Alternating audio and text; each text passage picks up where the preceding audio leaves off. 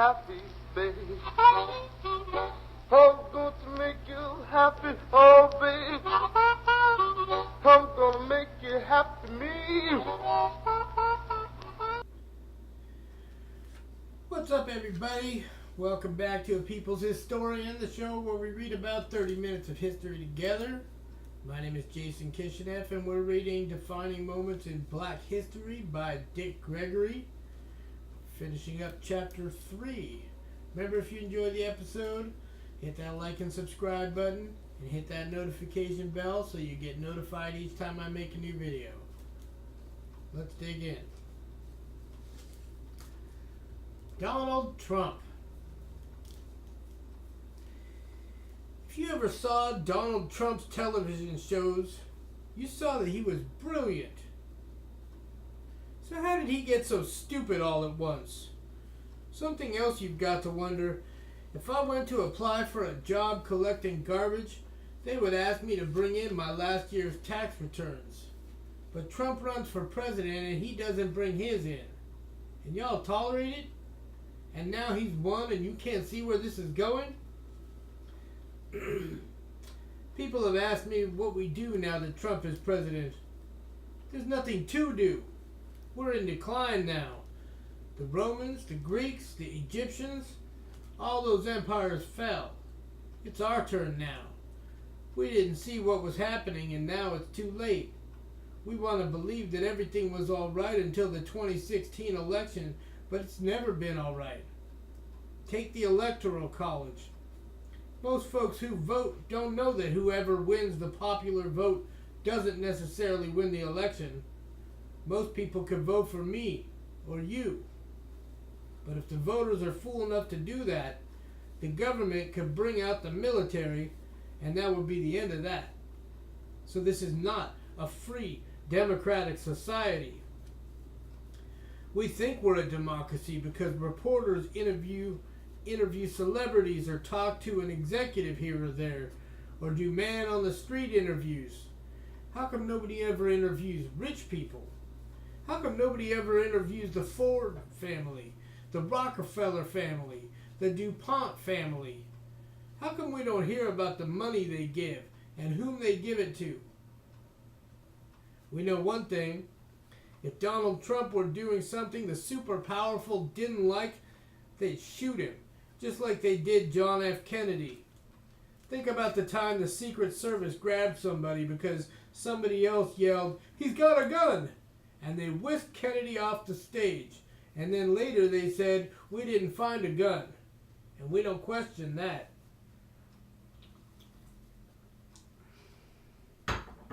Are you going to ask the government where the gun is that killed Kennedy? The people who are doing the shootings and killings are also in charge of investigating them. And we don't see anything wrong with that? Here's where we are now. The super rich people own the networks. If you're a reporter for CBS, NBC, or ABC, you can turn a story in and they can legitimately tell you, "Well, I don't know if we can go with that. We might get a lawsuit." And it's been like that for a long time. Walter Cronkite, the anchor of CBS Evening News from 1962 to 1981, they called him the most trusted man in America. Interviewed President Lyndon Baines Johnson on 5 different days, Monday through Friday. The interviews were supposed to run later, so someone called me and said, "CBS and Cronkite just interviewed LBJ. Can I get you a copy?" I said, "Hey, yeah, but just leave it somewhere where I can get it so nobody thinks I stole it." Now, up until that point, I thought LBJ had had something to do with Kennedy's murder. That was because of what had happened in the 1960 Democratic National Convention. At the time, LBJ was the Senate Majority Leader, the most powerful man in Congress, maybe in all of Washington. He was drunk when he came out on stage at the time when they nominated him to be Kennedy's vice president. He said, "I have more power in one day in the position I'm in now than the president will have in 4 years." At one point, he left the stage, but then Sam Rayburn, the Speaker of the House, whispered something in his ear. And LBJ came back on the stage and said, "I accept the nomination." So I figured Rayburn had told LBJ something then about how Kennedy was going to be killed. Now watch this. When he was interviewed by Walter Cronkite, here's what LBJ said, which changed my whole view.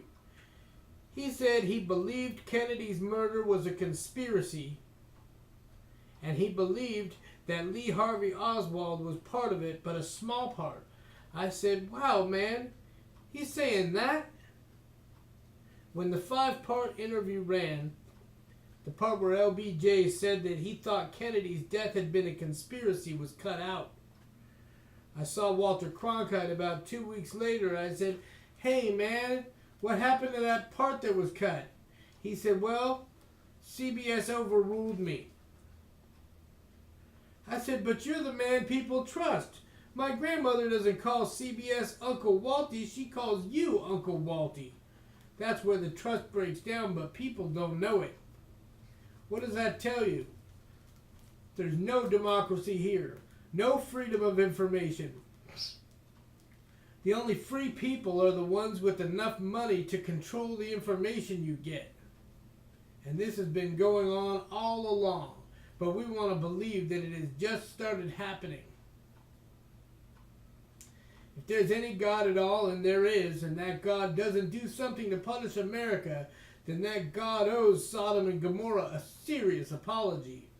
Because with technology and other things we have, the U.S. government does things that make those thugs look like angels. Let's look at America for a minute. We talk about the right to vote. The right to elect is not important if you don't also have the right to select. But who picks the candidates? It goes back to folks with money. But who gets blamed when things go wrong? Us. For the 2016 election, they said, "Oh, black folks aren't coming out for the early vote." Right then, they were fixing to blame things on us. Oh, if black folks had come out, Hillary would have won. Well, when Obama beat Hillary, they blamed that on us too. They said it was because of the black vote. Now, if you were alive and on this planet at the time, you know that a lot of black folks were supporting the Clintons. Bob Johnson, who owned BET, was talking about Obama's drug problems. But when Hillary lost to Trump, suddenly it was black folks' fault. If I could, I would take all black folks to Germany and let them study the Jews. The difference between the Jews and what Hitler did to them, and us here and what's being done to us, the Jews never thought they were part of Hitler's system. But we think we're part of the American system of government. There was no Jewish Secretary of State under Hitler. Jews weren't going to fight in wars for Germany. But we fight for the United States. And to believe that we are part of the American system is like believing white people can cook chitlins better than black folks. I'm so sick and tired of seeing a black person shot in the back, shot dead, followed by people saying, "Not all cops are bad." You know how many lawyers get disbarred every year, but you never hear "not all lawyers are bad." You know how many doctors lose their medical licenses, but you never hear anybody talking about "not all doctors are bad." Police departments are filthy. If I pay a lawyer, I don't expect him to sue me. If I go to a doctor, he's not supposed to give me a disease. But we pay taxes so cops will protect us, and they shoot us instead. And the response is, "Not all cops are bad," and still we think we're part of America. America is afraid. That's why Trump was elected. You've got white families that would be in their 5th generation of sending their kids to Princeton, Yale, Harvard, Stanford. But they've got their kids in community college. You've got white families where the children have 3 or 4 PhDs, but they're living in their parents' basements. Those families see something wrong. So that's what Trump tapped into. It's like if you and your child are hit by a car and the ambulance driver is somebody you've seen on TV calling black folks the N-word, but you have no choice but to go with him to the hospital, thinking it makes any difference what you do. That's what fear does. It's the same fear that Trump exploited and other Republicans exploited to make us afraid of Islam. Going into the 2016 election, we knew something big was planned. What happened? Trump's victory was the action of a handful of thug pimp punks.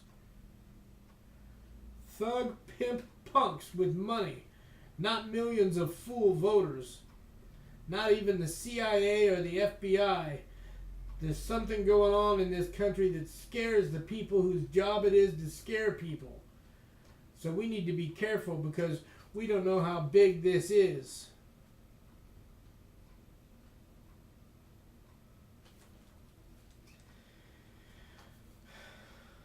Ben Carson and the operation to separate the Binder twins. Binder twins? Patrick and Benjamin Binder, I'm going to go with Binder. Patrick and Benjamin Binder were twins, born in February 1987. They were joined at the head.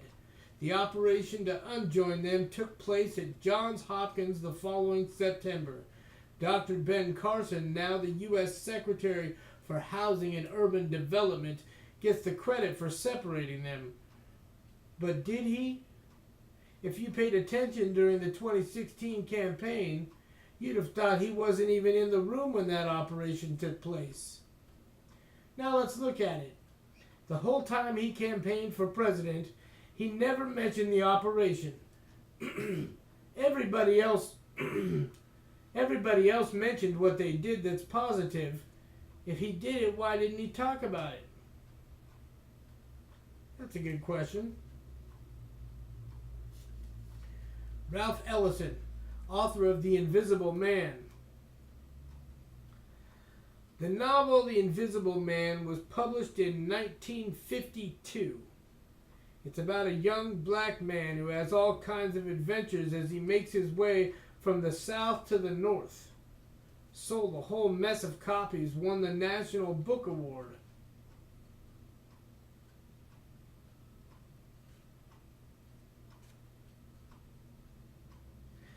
Black American ambassadors. Black America becoming prominent around the world in the 20th century really had to do with non-white people around the world. America had to show them something that would fit into their culture. Because the only thing the United States was taking around the world was white supremacy, racism, and war. To make themselves look good, the government had to export something else. Let me give you an example. The white folks in the U.S. government appropriated billions of dollars toward building things in Africa. Why? Because there were natural resources there. In fact, there's no place in Africa where the United States has built anything where there weren't natural resources involved. No place where they built schools or brought medicine where there weren't natural resources. Now, to make it look good, the United States had to send over somebody who looked like people in Africa. Excuse me.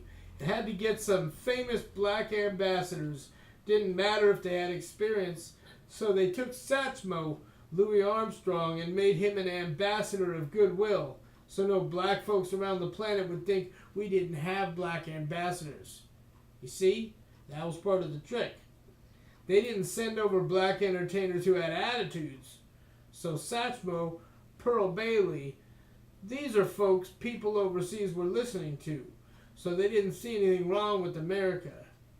You cannot read anything negative that Satchmo or Pearl Bailey said about this country. Angela Davis. In 1970, a 17-year-old African-American named Jonathan Jackson went into a Marin County, California courtroom and took hostages to try to free the Soledad brothers, 3 African-American inmates from Soledad prison charged with the murder of a white prison guard. Johnson had with him guns owned by Angela Davis. After those white folks got killed, including a judge, Davis became a fugitive of justice.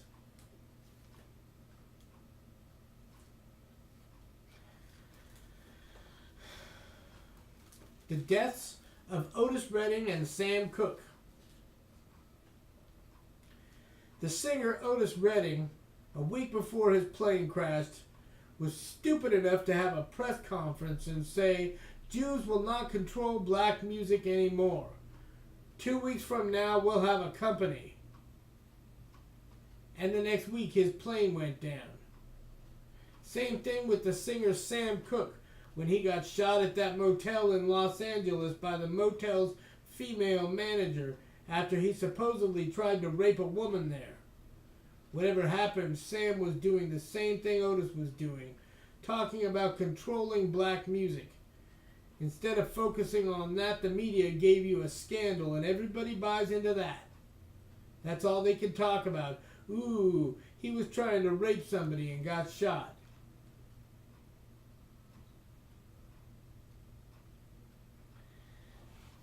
Jesus. I go all over the world. I go to China and check out the Christian communities there. In paintings of Jesus, he looks Chinese. When I go to India, the pictures of Jesus make him look Indian. I go to Brazil, Jesus looks Brazilian. I come back home to America and go into the black community, into black churches, and Jesus is a white man. And you wonder what's wrong with your children and why they don't love themselves? That's that slave mentality again. Christ was born in a place where there was nothing but black people. And when he picked his disciples, he picked not only 11 Europeans, but 11 Englishmen? Peter, Paul, Matthew? Where did names like that come from where Jesus was born? All 12 of them were white boys except the one who killed Christ. He's an Arab Jew, Judas.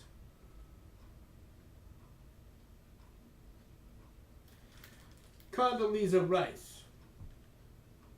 Condoleezza Rice had more PhDs than the president's whole cabinet, but they called her Condi. And black people didn't even see anything wrong with it. They didn't call Madeleine Albright Maddie. Bill Clinton's Attorney General, Janet Reno, did they call her Janny? Hell no. But it didn't bother Condoleezza Rice. See how we've been programmed? Evolution and revolution. See, revolution is the extension of evolution. Evolution is a gradual and mysterious change that leads to revolution, which is quick change. When a woman gets pregnant, the first 9 months of pregnancy is evolution. When her water breaks, that's revolution, quick change. It's time to change the world. And that's all I got for Chapter 3. Thanks for joining me. Tune in to the next episode. We'll start Chapter 4. I hope you liked it. Hit that like and subscribe button. See you next time.